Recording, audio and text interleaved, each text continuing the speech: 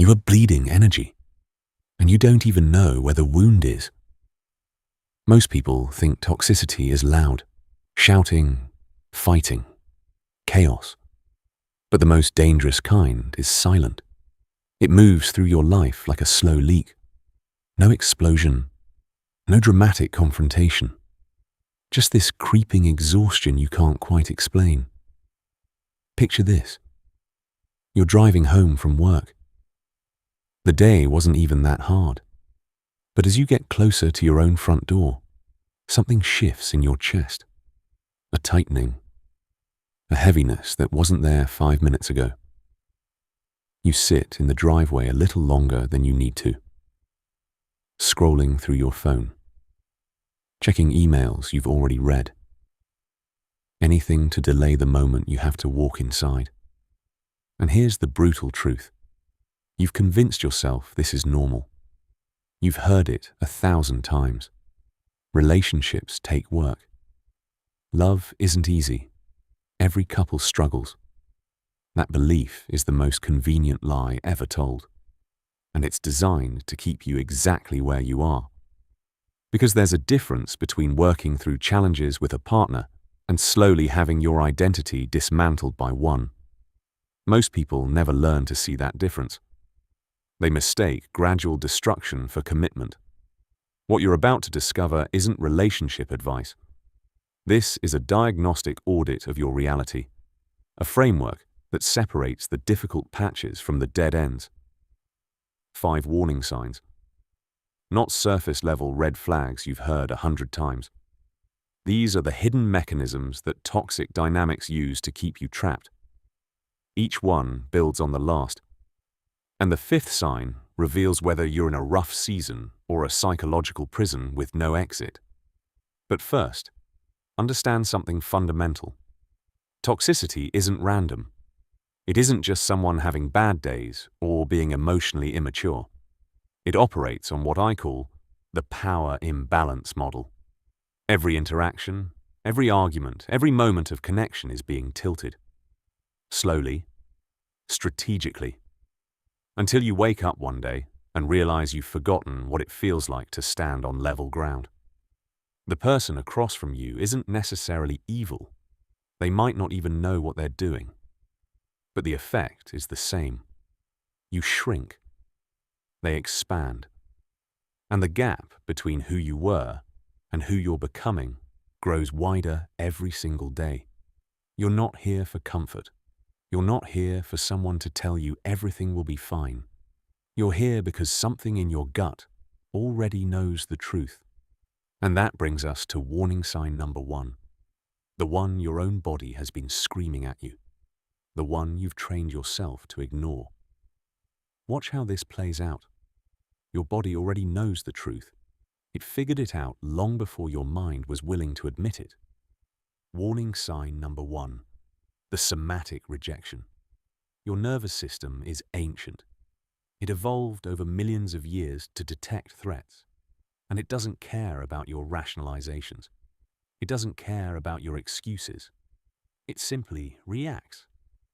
So let me paint you a picture. You come home from work. You're exhausted. Not the good kind of exhausted.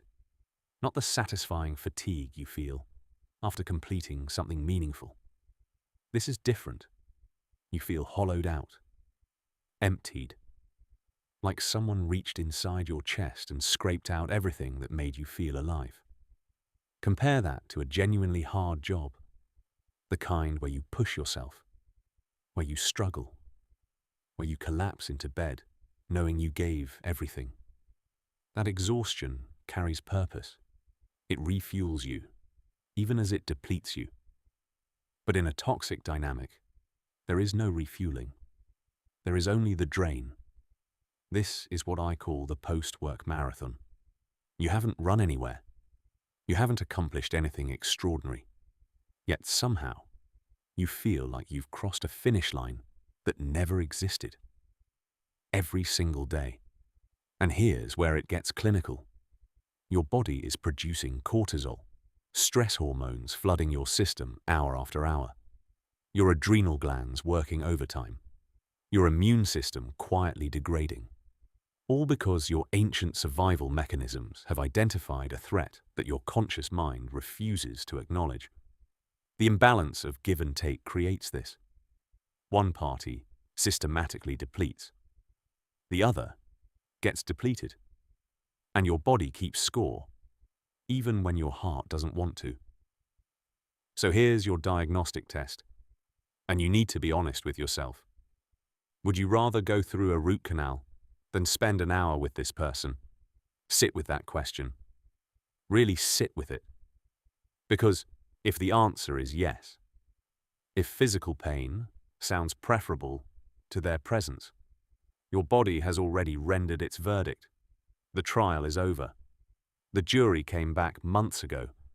You just haven't read the ruling. This isn't about being dramatic. This isn't about being weak. This is about recognizing that your physical form contains wisdom your rational mind has been trained to ignore. The dread you feel before seeing them. The fatigue that hits the moment they enter a room. The way your shoulders tense. Your jaw clenches. Your breathing shallows. These are not character flaws. These are survival signals.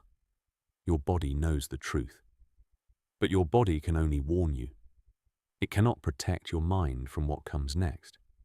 And this brings us to a mechanism far more insidious. Because while your body is screaming for escape, something else is already happening. Something calculated. Now, this next law is what separates the masters from the victims. Watch how the trap is set. Warning sign number 2. The confidence erosion mechanism. This one cuts deeper than you realize. That first sign we talked about. Your body screaming warnings. Here's why it gets ignored. Because while your nervous system sounds alarms, something else is being dismantled. Quietly, deliberately. Your confidence. Not by accident. Not through carelessness. This is strategy. Think about it. A confident person can walk away. A confident person recognizes their worth. A confident person is dangerous to someone who needs control. So what does the manipulator do? They manufacture dependency. They create a version of you that genuinely believes survival without them is impossible. And here's the brutal truth most people miss. This is not random cruelty. This is a survival mechanism. For them, the relationship only works if you stay. And you only stay if you believe you cannot leave. So they engineer that belief. Brick by brick. Insult by insult. Doubt by doubt. But the real tell is the timing. Pay attention to when the criticism hits. Because there is always a pattern. You get a promotion at work. Suddenly you're never home and care more about your job than the relationship. You reconnect with old friends. Now you're changing, and not the person they fell in love with. You express an opinion with conviction. You're always trying to start arguments. You'll catch the shift. Every single time you display independence, every moment you show strength, every instance where your confidence rises. That's when the attack comes. Not coincidence. Precision. They're reading your power level like a gauge, and the moment it climbs too high, they act. Swift. Surgical. Devastating. The goal is simple. Keep you just weak enough to stay. Just confused enough to doubt yourself. Just dependent enough to believe the lie that you need them. This is manufactured necessity. And it works because it happens slowly. You don't wake up one day suddenly stripped of confidence. It erodes.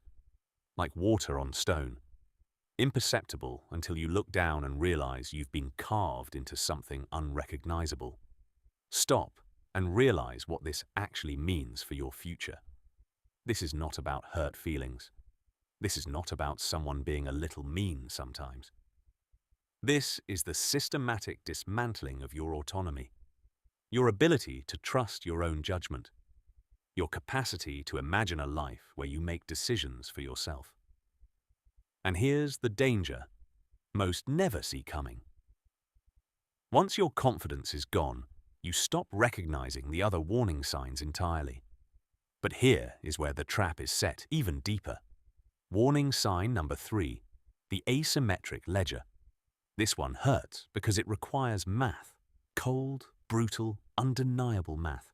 Not feelings, not interpretations, numbers. Here is the exercise. Take a piece of paper, draw a line down the middle. On the left side, write everything you have given to this relationship in the last month. Time, energy, money, emotional labor, sacrifices, compromises, plans you abandoned, dreams you shelved. Now on the right side, write what they gave. Look at that page. Really look at it. If one column is overflowing and the other is nearly empty, you are not in a partnership. You are in an extraction operation, and you are the resource being mined. The power imbalance model works like this. The manipulator consistently tilts every interaction to extract maximum benefit while expending minimum effort. You pour in. They take out. The ledger never balances because it was never designed to balance. But here is the trap that keeps you blind to the math. You rationalize. You excuse. You explain away. They are stressed at work. They had a difficult childhood. They are going through something right now. If you just give a little more, they will eventually reciprocate. This is not compassion. This is a sedative you administer to yourself, so you do not have to face the cold data. Stop looking at their potential. Stop imagining who they could become if circumstances were different. Start looking at the actual ledger, the concrete evidence of actions taken and actions avoided. Potential is a fantasy. Behavior is truth. And the behavior says you are operating at a deficit that compounds daily. Every excuse you make for them is another deposit into an account you will never access. Ask yourself this. If this relationship were a business partnership, would you stay? If a financial advisor showed you these returns, would you keep investing? If a friend described this exact dynamic to you, what would you tell them? You already know the answer. But here is where it gets darker. Because what happens when the villain in this story isn't just them? Warning sign number 4 is the one most people refuse to see. The one that forces you to confront a possibility so uncomfortable that your mind will fight to reject it. What if they are not the only one playing the victim? What if you are doing it too? Here is the truth that most people are too afraid to see. Sometimes there is no good guy. Warning sign number 4, the dual victimizer paradox. Everything you've been told about toxic relationships is built on a comforting lie. The lie that there's always a villain and always a victim. That one person wears the black hat while the other suffers innocently. But what if both of you are holding the knife? Picture this. 2 people locked in the same house. Night after night, the shouting matches erupt. Insults fly like shrapnel. Words designed to wound, to humiliate, to destroy whatever remains of the other person's dignity. And here's what makes it devastating. Neither one is innocent. Both are simultaneously the aggressor and the wounded. Both draw blood. Both nurse their wounds. Both believe they're fighting in self-defense. This is the mutual abuse trap. And it can continue for years, decades even. Neither can conceive of leaving. This is what I call mutual inertia. 2 people making each other absolutely miserable, yet completely incapable of imagining an exit. The pain becomes familiar. The chaos becomes routine. The relationship transforms into a prison where both inmates have swallowed the key. Now here's where I need you to stop. Really stop. Because this next question might change everything. Are you becoming a monster to survive the monster? Think about who you were before this relationship. Think about the version of yourself that laughed easily, that trusted, that didn't carry a catalogue of defensive tactics in your nervous system. Now look at who you've become. Do you recognize that person? Or have you transformed into something you would have despised 3 years ago? Someone bitter, someone cruel, someone who fights dirty because you learned that's the only way to survive. Watch how this plays out. You adopt their tactics. You match their volume. You learn to weaponize silence the way they do. You discover exactly which words cause maximum damage. And slowly, imperceptibly, you become indistinguishable from the very thing that's destroying you. The toxicity isn't just something happening to you anymore. It's something you're participating in, something you're perpetuating, something you're becoming. And if the relationship is turning you into someone you despise, if you can't recognize yourself in the mirror anymore, if the person you're becoming makes you sick, then the toxicity is absolute. There is no partial infection here. The transformation is complete. But here's what separates the final warning sign from everything we've discussed, because there's one more pattern, one that reveals whether you're trapped in stagnation or actively drowning. And this brings us to a truth even more dangerous. This is the sign that tells you it's over. Warning sign number 5, the terminal stagnation. Everything before this is fixable, difficult, painful, exhausting, but theoretically repairable. Two people who both want change can rebuild almost anything. But this sign is different. This is the flat line. The moment the heart monitor goes silent. Here's what it looks like. You've done the work. You've read the books. You've gone to therapy, alone, together, or both. You've communicated your needs clearly, calmly, repeatedly. You've bent yourself into shapes you didn't know you could hold. And they still won't show up. This is what I call the reluctant partner rule. And it is the final, non-negotiable boundary condition. There's a critical difference between a broken relationship and a dead one. A broken relationship has two people standing in the wreckage, both willing to pick up the pieces. A dead relationship has you on your knees, gathering shattered glass while they watch from the doorway with their arms crossed. The signal is unmistakable. They refuse to engage in repair. They won't acknowledge the problem exists, or worse, they acknowledge it, promise to change, and then do absolutely nothing. Watch how this plays out. Therapists see this pattern constantly. One partner drags the other into counseling, desperate to save what's left. They pour their heart out. They take accountability for their part. They show up week after week, ready to do the hard work. And the other person, reluctant, defensive, present in body, absent in spirit, going through the motions to buy time, to look reasonable, to avoid being the villain. Here's the hard truth that most people spend years refusing to accept. No amount of therapy can fix a toxic dynamic when only one person is committed. No amount of self-improvement on your end compensates for someone who refuses to own their part. You cannot love someone into wanting to change. You cannot be good enough to make them want to be better. The reluctance itself is the answer. And this is where the liberation lives. Their refusal to engage isn't your tragedy. It's your release papers. It's explicit permission to walk away without guilt. You've been waiting for a sign, hoping they'd wake up, praying that one more conversation, one more ultimatum, one more breakdown would finally break through. But their reluctance was the sign. It always was. A relationship requires two people choosing each other every single day. When one person stops choosing, what remains isn't a relationship. It's a hostage situation with better furniture. So here you are. 5 warning signs. 5 fractures in the foundation of what you thought was love. The somatic rejection. Your body screaming what your mind refuses to hear. The confidence erosion, that slow, methodical dismantling of who you used to be.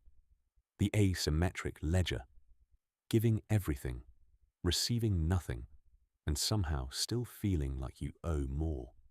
The dual victimizer paradox, watching them wound you, then watching yourself become the wound. And the terminal stagnation, your life frozen in amber while the world moves on without you. 5 warning signs. 1 diagnosis.